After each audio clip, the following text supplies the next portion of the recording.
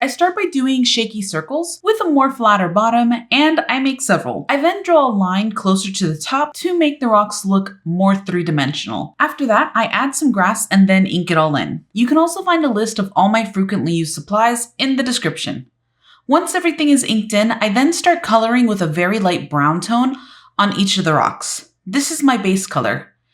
After that, I take a darker desaturated brown color and begin coloring in the side faces on the rocks. This is how we turn a flat image into a more three-dimensional one. After I colored that in, I begin scattering a darker gray color all around the bottom for some texture. I use that same scattering method with the darker green color after that.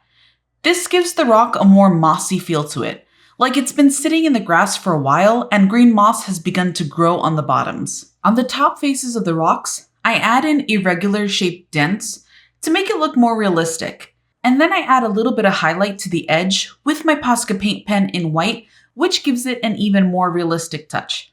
I then finish up with coloring in the green grass and blue sky. So leave a comment letting me know which tutorial you'd like to see next. Also make sure to leave a like if this helped you out.